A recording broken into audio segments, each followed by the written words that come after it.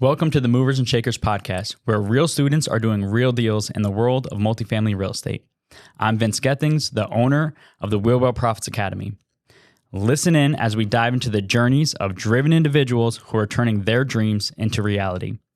These people are just like you, taking action and making things happen.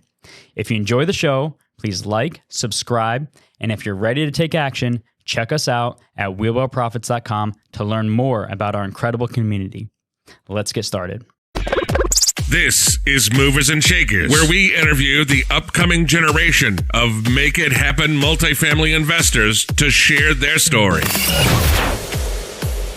Welcome to the Movers and Shakers podcast. My name is Gino Barbaro, co-founder of Jake Gino, multifamily investor, educator, father, mentor, and I am joined by my co-host, Joshua Ryan Rusin, the community director of Jake Gino. Josh, how are you doing today, bro? Gino, doing well, man. Coming off a high. We had a student event last weekend, a money mixer. It was so amazing to be able to hang out with a group of like-minded individuals that are all pushing to better themselves and hit their goals through multifamily. And then also seeing the properties. That hands-on in the field experience is really hard to get from books or podcasts, things like that. Gino, what are you excited about today? Well, a couple things. Number one, I'm excited about the guest. I've known this guest for a few days, to say the least, right? Number two, to piggyback off of what you said about that event, there is nothing like going on to a property tour, talking to the property managers, diving into the numbers, knowing exactly what a property costs to turn a unit, knowing how to turn a unit, talking about KPIs, really diving in and taking a behind the look curtain. There's nothing like that, Josh. You can go on a YouTube video, you can do whatever, but when you have access to Jake and Gino at the property, when you have access to their entire RAN fam, when you have access to the days after, we're sending out, documents afterwards talking about all the properties, there's nothing like that. So if you want to get into multifamily and if you think that's the best vehicle, that's why you're listening to this. Everyone on listening to this podcast knows that multifamily is the best vehicle. What's the next step? The next step is to start looking and investing in your education. Start looking hard at it because it really propelled us. And, you're going to listen to Jake's story today, and he's going to echo those sentiments because when he started out, he didn't have that education. He took the massive action, but that education piece was lacking. And what ended up happening was— It hurts! We created the Jake and Gino platform for that. So, Josh, without further ado, introduction, please. Yeah, so if you haven't already picked up on it, our guest today is Jake Stenziano, the man who needs no introduction. So welcome to the show, Jake. Guys, I don't know if this is like when Peyton went to the Broncos or Tom Brady went to the Bucks, but it feels weird being on the other side of the table from Gino right now, so I'm not sure how to handle this. But we're here now. Guys, we kicked ass this weekend, and it's all about the team. It's about getting 8 players on your team. What an amazing event. Like everyone's hunkered down still from COVID, but we're out there kicking down doors, making it happen, seeing A properties, seeing B properties, seeing C properties, and letting people make a decision for themselves what they want to do and seeing firsthand what it looks like, taking a peek behind the curtain to see what the real deal multifamily looks like. And that's what it's all about because, as you guys alluded to early on, starting a property management company without the proper education hurts. We had septic tanks blow up within our first few weeks. We had bed bugs. We got sued. We just, we took massive action. We figured it out. And we knew that this was a challenging journey. So we documented everything along the way and created the buy right, manage right, finance right structure. And that's why we're here today and able to do all this. So, Gino, I'm across the table from you now, man. I don't know what's going to happen. I'm cautiously optimistic, a little bit scared right now. I see the J-Bird getting jitters over there. So let's do this. Yeah, so hold on. We got to take that point a little bit further. I mean, guys, what I'm hearing is there's really 2 ways to learn this business. One is the school of hard knocks. And it sounds like you guys took some lumps there, or 2, the school of applied knowledge, right? Learning through your mistakes so you don't have to make those mistakes. And really, I agree with both of you, right? You can cut down time and really make things happen much quicker. So that's a huge You're missing half the equation, Bird. You can cut the time down, but you actually sacrifice amount of money that you can actually make because that learning curve gets extended. And we know that time is our most valuable asset. So not only are we losing on that time piece, but we could become so much more profitable as well. So that's what really happens when you take the success equation. education times action will equal your results. When you fail on that education piece, it really snowballs for you. So Jake, what I'm going to do is Negative way. I'm going to ask you the questions, and since I know you so well, I can answer them for you too. So if you'd like to go I'll just that kick route, my feet up, man. I'm on vacation now, right? we can do that. Or I think let's go back in time and let's discuss your story of, why multifamily. And I always ask the students this question that are on our show: what problems were you experiencing before creating Jake and Gino? So there's two questions there. So why multifamily, and what were the problems in my financial life prior? So let's start with the problems, and it's going to dovetail into the second piece of why multifamily. So coming out of college, I grew up in a very small town. It's extremely rural, and there weren't many jobs. A lot of people worked at the central school district. There was a factory called Gun Locks where they made chairs. My family were police officers. They worked for the state police department, and they were kind of pushing me into that. I tried. I failed the psych exam, so that didn't work out too well. So I wasn't fit. So your mom was right then, all along. She was right about you, bro. That's all I got to say. I wasn't fit to wear the badge, even though I would have given it my all. So there was that piece to it. So there was a discovery time in my career where I was always a hard worker. I always had multiple jobs, and fortunately, I landed a job at Radio Shack that was 100% commission. This was while I was finishing up a phys ed degree in school. And I had this kind of epiphany moment where I was driving back from my parents' house back to school. And I said to my dad, I'm like, I cannot be a glorified babysitter. I cannot keep going out to these schools when these kids don't want to play sports, when this should be the best part of their day. I'm not going to sit there and try to babysit them. And he said, look, you're excelling in your commission sales job. Let me set you up with someone from Amgen. And this is the key about education, guys. This guy gave me the blueprint, okay? This guy from Amgen, he said, you got to get a year of business-to-business sales. You got to finish a 4-year degree. That will unlock the door to get you into the pharmaceutical world. And at that time in my life, 6-figure salary, company car, I made it, okay? Coming from a small town, like I was done. I was retired. The world was good. So I did exactly what the mentor said. I followed the blueprint. I did a year of outside sales after Radio Shack, after I graduated, got my degree. I put together something that many people call now, it's our credibility book, but it was sort of a pitch book, he called it at the time. And I put all my successes in it. I documented everything that I did. So when I came to the interview, much similar to multifamily when you're working with brokers or bankers, I was able to display my successes along the way. So I followed everything that my mentor from Amgen was telling me. Fast forward, I was able to get a job with a top 3 pharmaceutical company. Life was good. I was fresh out of college, and I thought I had made it. But then what happens? The world changed. Healthcare reform came down the line, and my company started doing layoffs year after year. What was the impact on the medical community? Doctors were being forced to join these medical practices.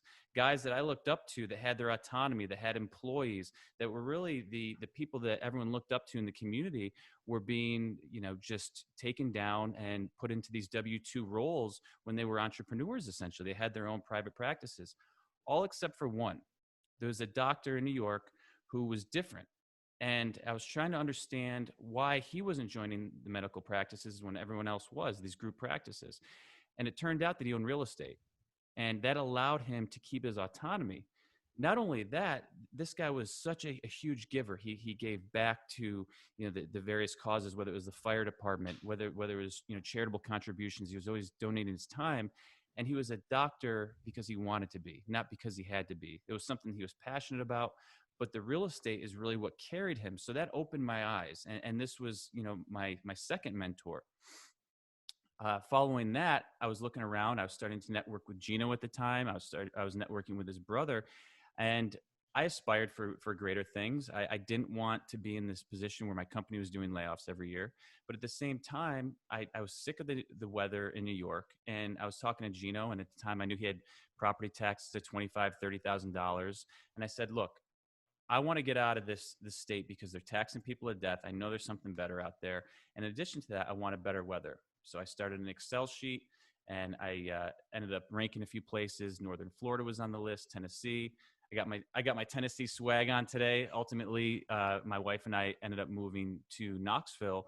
And then my third mentor came into the picture, which was Gino, because right before I left, we had a meeting and I was telling him what I was going to do. And we started looking at deals there. I was already turned on to real estate, by my doctor friend. And Gino had been getting real estate education. And at that point, he said, "Hey, when you get down there, these asset prices look interesting. Let's go and look at a few deals when you get down there. We'll see what happens." At that point, those are the kind of conversations you have. You're like, this is never going anywhere. I mean, we'll have the conversation. It'll be fun. But, within 2 years, I think it took us from that point, we knocked our first deal out. So what problems were you having, Jake and Gino, before you joined and slash created that Jake and Gino community? What were those problems in real estate that you had? Yeah, I think, and that's what I want to stress on a little bit, even before those problems. So the personal issues were, I was in a position where there was at any moment I could have got the axe. They were literally telling us once a year to go home, sit by the phones, and we'll let you know if you have a job or not. In addition to that, I'm a very challenging employee to manage. And I would go to these large company retreats, and they would be, having these kind of rah-rah sessions, and I'd say, "Wait, we can do it like this."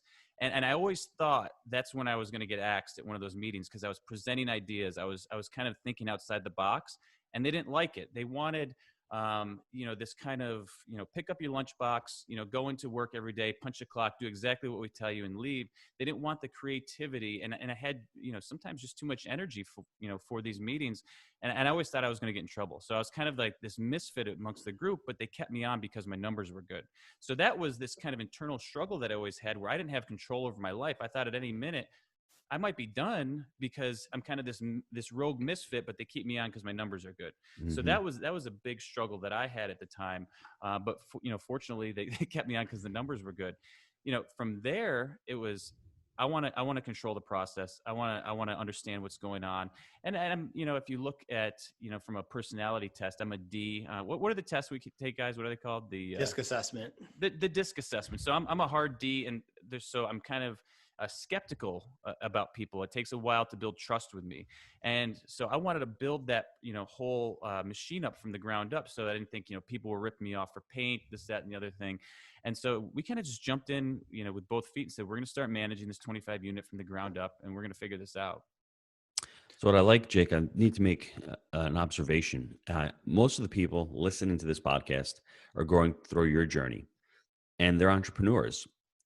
If you look at the jobs that you had, whether it was in the medical field, whether they're doctors, they're typically not entrepreneurs. They're employees.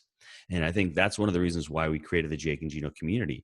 It's for the entrepreneurs, because ultimately multifamily is a business, right? It's people, it's systems, and it's culture. And it's creating that and starting to buy assets that will provide generational wealth, that will provide a lifestyle, that will provide cash flow, and will provide a scalable business. So I can come down to your house for a week and we can hang out and spend half a day working and half a day doing what we want to go do. So that's the important thing, everybody out there. I know everyone listening to this is aspiring to be an entrepreneur or is already in the entrepreneurial space, and they're figuring out, okay, let me create another source of revenue. And I think multifamily is an amazing vehicle to do that. Can I touch on that for a second, Gino? Yeah, of course you can. There's not a ton. Okay, if you go back, in the 70s and 80s and early 90s, there was a lot of these little businesses that you could do. For example, your restaurant, and there's still opportunities out there in restaurants, hopefully post-COVID and things like that.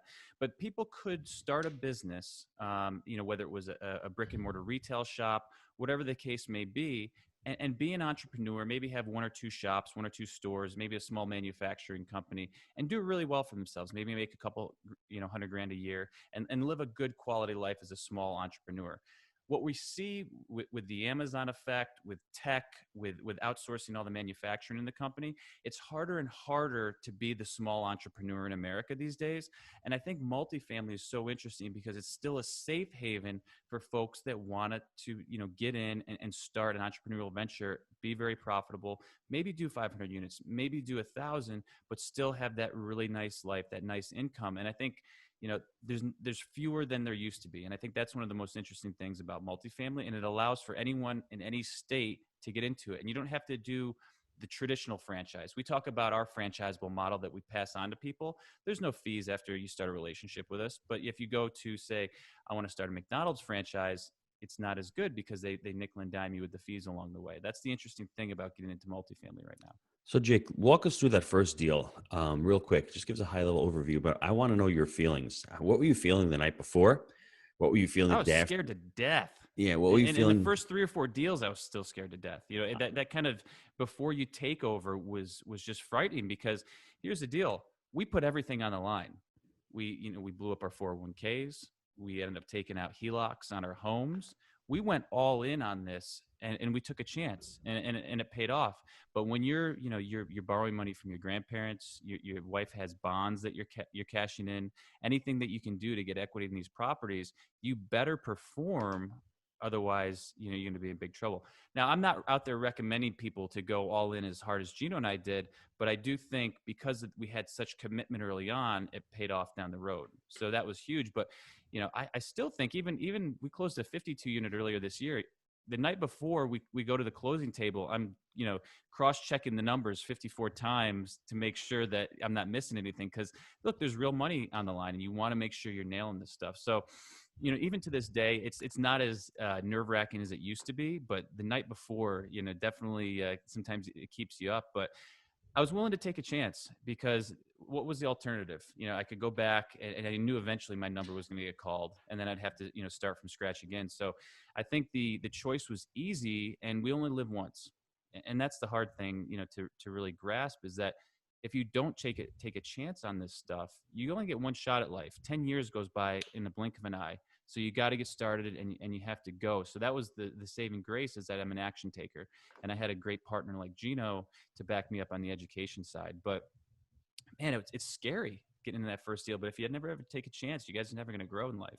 So clarity equals commitment. That's why when you committed, you were clear on your goals. You were clear on the fact that you were stuck in your life. You were clear on the fact that you didn't know if tomorrow you're getting that call. And then all of a sudden you need to start again from a 6-figure income to like on unemployment. Can you give the listeners an idea of some steps that they need to take to get into that first deal? Yeah, I think you got to be a responsibility junkie too, because I keep going back to the mindset piece of this, but I am fully committed to taking care of my family and doing whatever it takes. So you have to be a responsibility junkie. And that means in your personal life and also in your business life. So when it came down to that first deal, look, we did a little too much. We joke about the I'm a mentality. I'm going to do this. I'm going to do that. I'm going to do everything. There's responsibility junkie, and then there's not being smart. So we did a little bit too much of the work. I always joke about the orange lawnmower that we bought. I tried mowing the lawns. I was helping the guys putting tile. We were doing everything, but it wasn't efficient. And that's that learning curve that slowed us down so much in the beginning.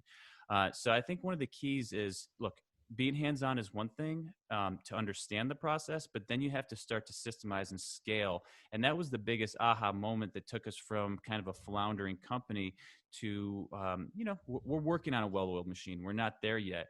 And I think it was that time that I spent with Jim Clayton that really opened my eyes, because we were sitting at lunch. We were at Aubrey's in Knoxville. And I was, kind of in the same mode. I was like, Jim, we were getting a loan from him at the time.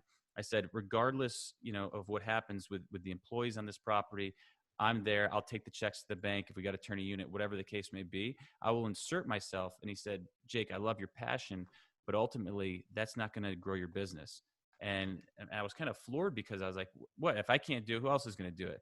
And so that's when we started doing our EOS training and our scaling up. And he really opened my eyes to how important people, systems, and culture are. And that's what Gino alluded to before. That's a real business. Trying to be a macho man and do everything possible for the work on the property is just foolish. You need to work on the people, systems, and culture. And that's the true heart and soul of our organization now. And I think it even came through this weekend when, so many of the people in the Jake and Gino community were like, I'm so impressed with the quality of folks that I'm meeting this weekend, that I'm networking with, that I'm creating business ventures with.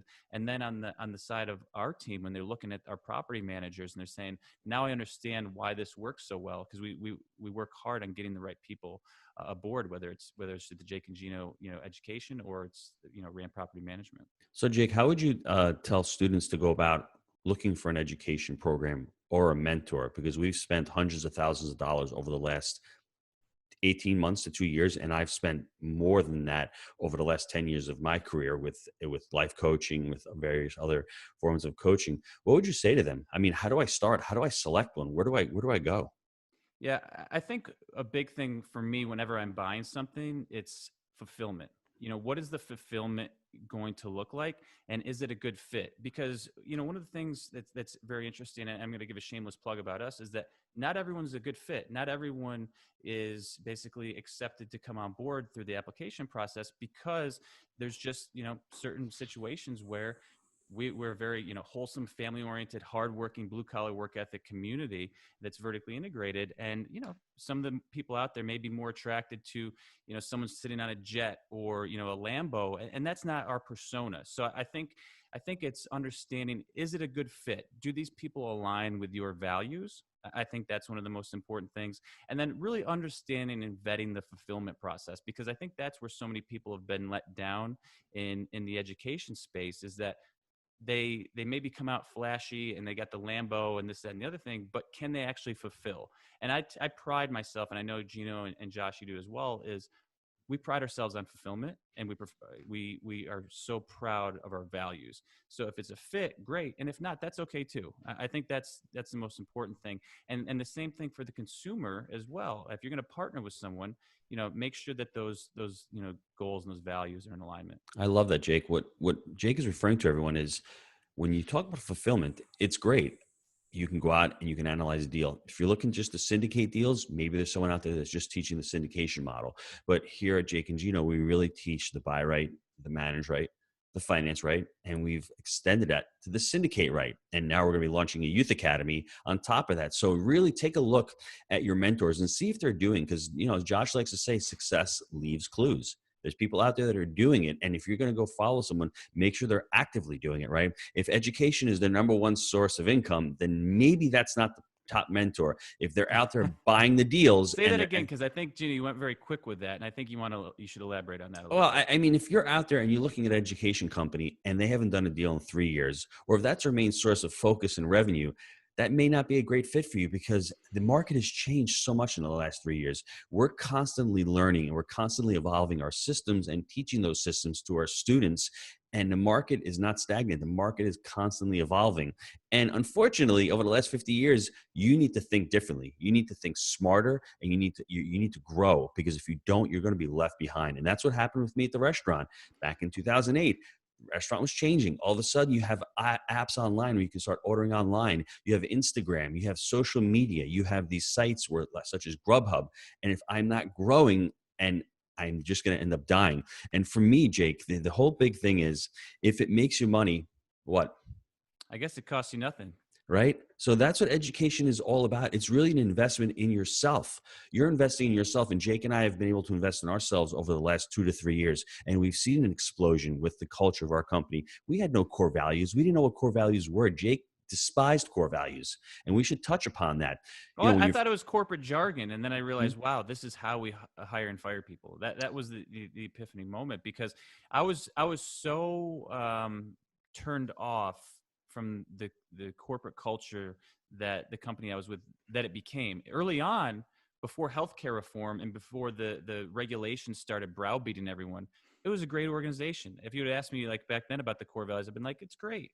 But then all of a sudden it was the browbeating, the regulations and the cutbacks and the pullbacks, and just read this script and go in there and then follow. I'm like, this is not living. This is not a company I want to be a part of. But I was holding on, like many people were, because of you have like the golden handcuffs on, right? This is providing for my family. This is how we eat food every week.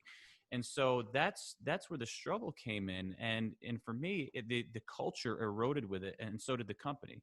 So that's why I was so against it, because I was just against everything corporate at that point. But core values are tremendous and super important.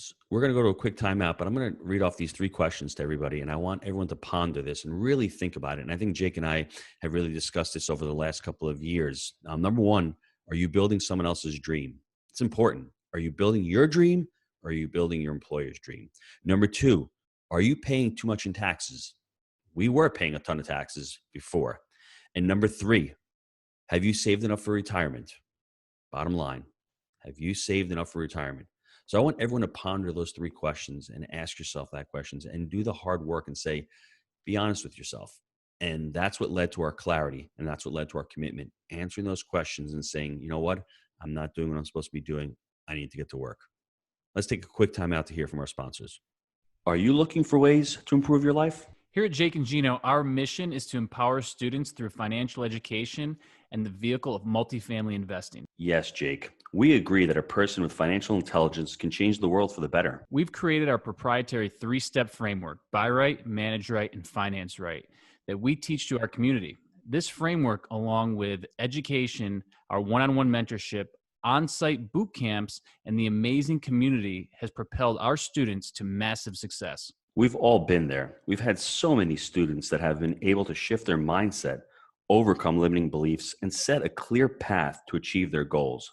Whether you're currently fixing and flipping, wholesaling, or buying single-family rentals, and you know that multifamily investing is the right vehicle for you, I encourage you to visit jakeandgino.com/apply to schedule your complimentary consultation with our team.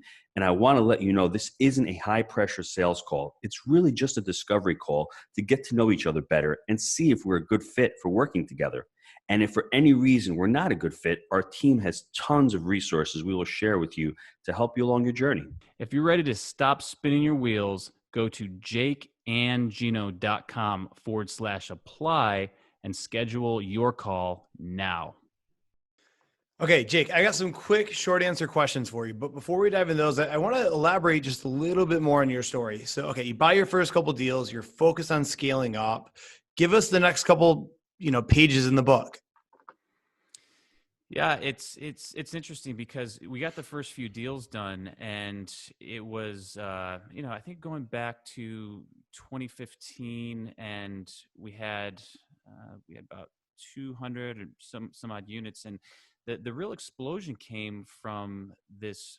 I guess it would have been our fourth deal. We basically doubled. We more than doubled in size, and here's the crazy thing about multifamily is that we've done owner finance deals.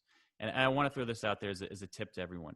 When you're doing an owner finance deal, you don't lead with owner financing. You don't lead with, hey, can you hold some paper for me? Because the person is going to think you're unqualified. You underwrite the deal completely. You share your numbers with the sellers, and then you have a dialogue. So that's what we did on this 281 unit deal. This is the deal that there's been a lot of deals that have changed my life and Gino's life, our third deal especially. But this deal was tremendous because essentially we came back, we said, look, we're short from where you are. This is why. And then all of a sudden the sellers started talking about owner financing. And, I remember calling Gino and I think he dropped the phone when I said, there's a chance that we could get a fully owner financed 281 unit deal, literally coming to the table with no money. Essentially what happened was they financed 20% of our down payment. We bought it with Community Bank, and we more than doubled overnight. And at the closing table, we actually got money back from the prorated rents. The title company is looking at me saying, I just don't really understand what's going on right now. You just bought a 281 unit complex and they paid you to do it. And then they gave you the keys. Yeah. So the important thing about that, everybody, what Jake was doing with that, what we were attempting to do, we were using the SPY technique, which we teach at Jake and Gino. The SPY technique is really the seller, which is for S, the P is the property, and the Y is you. We didn't lead with seller financing, but we knew their motivation. We knew that they were mom and pops. We knew that there were 5 sisters involved. We knew that all the rents weren't going in. We knew that the seller was just motivated and wanted to sell the property. He had tried to get rid of it. He had to take the property back. It was just a drain on his life. And he just wanted to retire, buy a Porsche, and drive to California. That's all he wanted to do. Now, we had the experience, right? And Jake had referred Jim Clayton. Jim Clayton sold his property, his business to Warren Buffett. So Jim Clayton had a bank. So having all that background and having the ability to find the community bank that wanted to work with us and having the credibility book allowed us to do that, but really not leading with it. I remember specifically the numbers. They were asking $12.6 million. We sent over the underwriting to them. And we said, there's no way we can do it for that number. Not even close. They came back with the offer at $11 million. Owner financing. So we didn't push it. And when everyone's doing an owner finance deal, it's only one tool in the toolbox. Don't look at every deal as owner financing. Some deals may not work. You need a motivated seller. You need a quote unquote value add, AKA distressed property, right? It's hard to finance. This what this property was. It was a scattered site, so a lot of big institutions didn't want to deal with it. It was too small for the mom and pop. So it was a perfect storm for the deal, and it took months and months and months. Jake was wearing out the broker. I remember him the night before having to get together with the seller and huddle together. It was a large deal. And most people didn't understand. They couldn't wrap their minds around. It's one of those deals where everyone says, you can't do it. You can't do it. Well, if you say you can't do it, you can. We just said, how can you do it? You ask yourself better questions, you get better answers. And we kept honestly always asking the sellers better questions, and we were getting better answers, and we were able to formulate our strategy on it. We take the property over day one. They were doing $140,000 in revenue. First month out of the gate, we hit $170,000 in revenue. So we did our work on the front end, and it was just an amazing deal. It was newer build. Some of them were assets were a little bit older. Now we're knocking on almost 250. We're about 240 in income on the property. Right I mean, and then you have, like you said, it's lucky compressing cap rates. You have demographics playing into the deal. So taking that massive action, but implementing those techniques that we learned through our coaches and through the Jake and Gino community allowed us to really access this deal. It was an amazing deal. It wouldn't have happened in our first or second deal, but it's one of those things where as you're doing the business and as you're learning, it's just the swell that happens, that snowball effect that happens.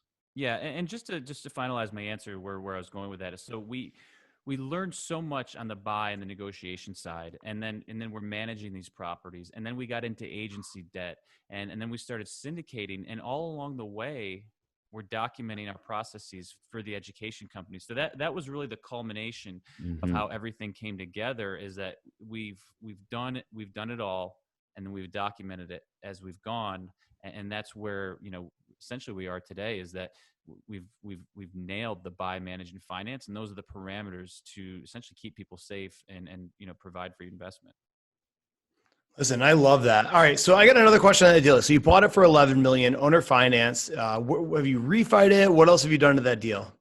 Yeah, we've done a lot with it. We've provided what I call our blue ocean strategy to it. So when you talk about the management component, I believe in the C and B space for apartments, the biggest lacking need for our folks is good customer service. So we've taken some really good folks. We've done, we trained them up on good customer service. So we provided more for our folks.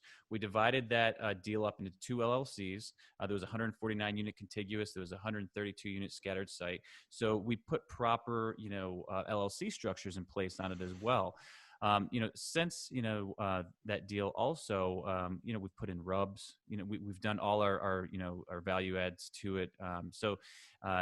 In addition to, we've refinanced it. I think the scattered site, we've refinanced it twice, right, Gino? And since doing that, we were able to pay off the seller finance notes for the 20%. So they're free and clear now. And now the deals are on non-recourse agency financing with 30-year terms. And there's secure assets in the portfolio, cash flowing.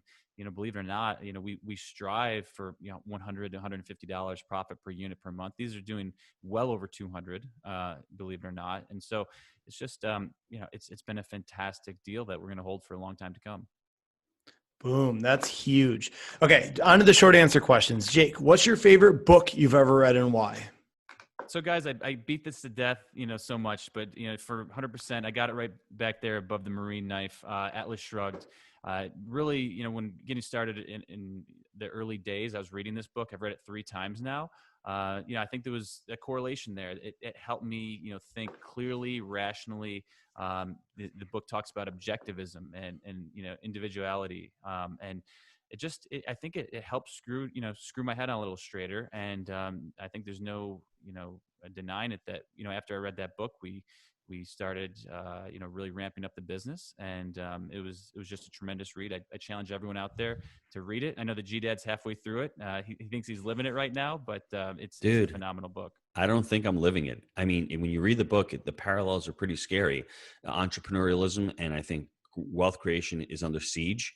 I think it's the haves versus the have-nots, and that's what's going on. And it really shows in the book that if you create value, you're going to become wealthy. If you're sitting around waiting for a handout, that's not going to happen. Jake has already preached a couple times responsibility, and everyone in that book.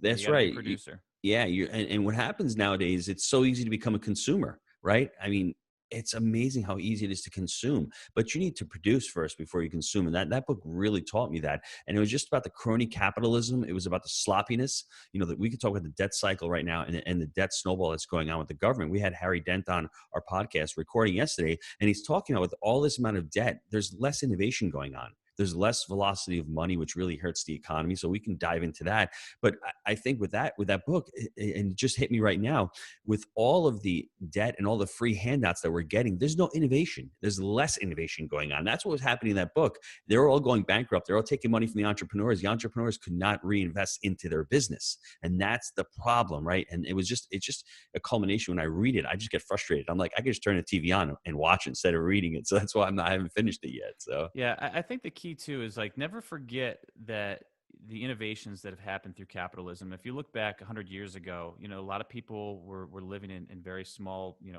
shacks or farmers, and the average person's life. You could be, I don't even want to say the average person. You could be a tremendously below average individual in our country in terms of your performance, how much you produce. You could get an average paying job, still have a nice apartment with a television, AC. I'm not saying people should strive for that, but look, you're able to eat, you're able to have a nice, safe, cooled, heated place. If you go back 100 years, that wasn't the case, gang. If you go back 50 years, that's probably not even the case. So the innovations and the quality of life and how long people are living now are a result of these innovations. So I think we just need to, be careful sometimes in society, where we're pointing the finger and realize that we've come a long way and that we should praise these things. So. Wow, I love it. All right. What about best habit for success? It's my routine, man. It's the schedule. We joke, but we like to keep it boring. But literally, it's every day, 6 o'clock. I'm at this desk, and my routine starts, and I'm educating myself. I'm getting my meditation on. I'm getting my workouts in. I got my stretch because I'm getting a little older, guys. I get a little social media going. I hit my bike 3 times a week. Fortunately, I live in an area where there's hills around here. Yeah, I mean, that's it. It all kind of kicks off with, that very disciplined structure and just nailing the basics day in and day out. It's not sexy. But I started doing this back in my, my pharma days, and I called it the Yellow Brick Road. And I had, every day I would come prepared. I knew what doctors I was going to see. And now it's the same thing. I know what meetings I'm going to hit. I had this one scheduled for 10 a.m. today. And then I'm off with, I have a meeting with our attorney. I'm off to a meeting, with our accountant. I'm going to meet with Jennifer from our property management end. We're going to take a look at a property today. So it's just bam, bam, bam, nailing that shit. And that disciplined structure is what gets it done. So maybe I'll even throw a fist bump to the Jaybird today in the office. You never know what'll happen. So. Boom. Consistency is key. Love it. All right. So this episode has been jam-packed with takeaways and golden nuggets. And I want to share a few that stood out to me. And Gino, I know you have a ton to add to it. So Jake, one thing that really stood out when you were talking about the doctor that was able to still be free, he was able to do his profession based on his passion because he knew how to make money work for him. And that financial education is key. Now, that another was the thing difference between him and keeping his freedom and becoming a W-2 slave, right? So yes, agree. Another one is pushing all the chips in, right? I mean, there's so many times that I've seen that pays off, and I'm going to bet on myself every time. And you guys, you got to be all the way committed to make it happen, or else you're going to treat it the first sign of danger. But I definitely think there's a correlation with success with that. The next one is, I mean, you only live once, right? The time's going to pass here.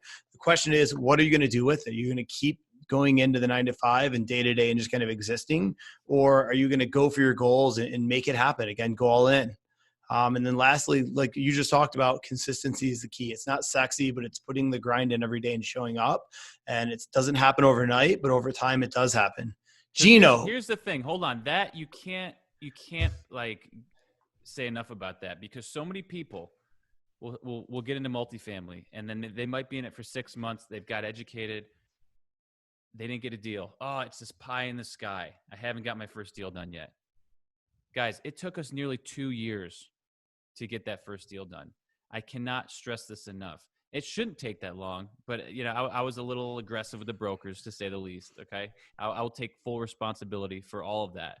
You can get a deal done quicker than that, but I'm telling you, hang in there. If this is the life that you want, if you want to create a life of abundance for yourself, plant your flag. Stay in the game until you get it done, because I'm going to tell you right now, that first deal is always the hardest. The second deal gets easier. And there's a weird phenomena in multifamily. We heard this from Jay Scott. And I don't know anyone that's just done one deal. Maybe after they did their first deal, but they either, folks either get into the game and they quit because they're like, oh, it's a pie in the sky, it's not for me. And if you start believing that, you're right. But we don't know anyone that has been in it for the long term that's, got a deal done and that's been their only deal. People that do one deal realize this is not rocket science, and they start to duplicate and work on the processes. So I'm sorry, Josh, to cut you off, but I can't stress that enough, because it's probably the most important thing. No, that's good. You got to hammer those points home, right? Gino, what do you got to add to this, my friend? So I think everyone needs to write this down. I want you all to write this down. Done is better than perfect, because we all stress about, oh, did I overpay? Did I do due diligence right? Do I have my team members? You just need to take action. Once you've got educated, you need to take action. Let it rip, baby. If you know more than 70% of the process, you know enough. As Colin Powell likes to say, less than 40%, you may be in trouble. But if you know more than 70%, you need to take action. And then you'll continue to learn that, right? We stress, at Jake and Gino especially, and Jake is testament to this, people with financial intelligence can change the world for the better. I mean, Jake was a W-2 employee paying a ton of taxes. 10 years later, he's got over 60 people that he's employing, giving them health insurance. He's changing multiple people's lives, not to mention the students who have, closed over 7,000 units. We've got over 30 students who have quit their jobs and going into real estate full time. Not to mention the tens of thousands of kids that we feed for Thanksgiving. And it just keeps going on, whether you're building a play set, whether we're going to start giving out scholarships for the youth academy, whatever that may be.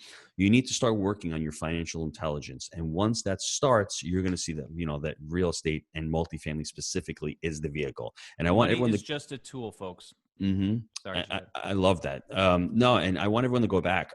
If you're building someone else's dream and you're ready to start building your own dream, I want you to, hit up Jaybird. Jaybird, give everyone your email address out there, because I want them to reach out to you. I want them to start the whole process of seeing if we're a good fit to work together.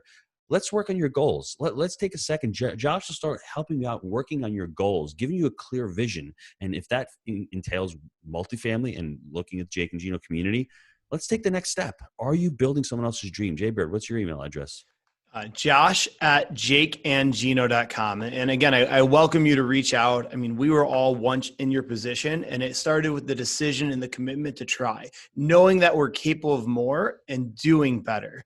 And that's it. That first step is very powerful, and then keep going. And guys, we're there to support you each and every step of the way. So just know that you're not alone in this journey. And one thing that we really glossed over that we should really discuss just for 10 seconds, Jake and myself, we both had spouses that were fully committed to us, and we really communicated really well.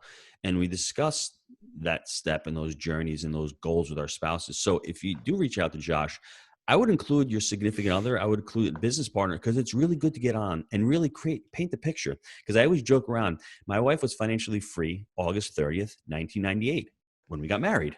That's the day she became financially free. Unfortunately for me, it was a daily grind. So if I'm telling my wife, hey, I want to become financially free, she doesn't know what that looks like, because she already is. But when I said, hey, if we can go to Knoxville, Tennessee for a week and be on vacation and work, and Julia, we can do a coaching call together and help people out, that's a different picture. And all of a sudden you have some energy, you have some clarity, you have confidence, and you have next steps of what to do. So I challenge you. Have that conversation with your significant other. See what you want to do, because I will challenge you. If you're not building your dream, you're going to look back at it, like Jake said, 10 years later, and you're going to say, what happened to these 10 years? You don't want to live that life. I was living that life. I ended up asking that question to myself, and I got a much better answer. And I said, you know what? I need to start working on myself. Yeah, Gino, you're right. We have a choice in life, right? You face the pain of discipline or the pain of regret. And, the pain of discipline weighs ounces, regret weighs pounds. So the choice is yours. So final parting word for myself, and this is a personal thing for me, but multifamily has allowed me to live life on my terms. And that's why it's been so invaluable to me. But I appreciate you guys. Mr. Stenziano, thank you very much for coming on. Guys, this is a good show. I really enjoyed it. I'm ready to go. My day is just starting right now. I'm pumped. I think I just started the G-Dad's lawnmower there. That engine's revving. Yeah, I've got some ideas. So when I get ideas going, I know Josh starts getting a little worried, but it's okay. It's all good stuff. It's all about growth, everybody. Get out there. Once you can grow, once you can start contributing to others, that's the ultimate in life, is the growth and the contribution that you're going to get. So boys, thanks a lot for a great show, and we'll see you soon, everybody.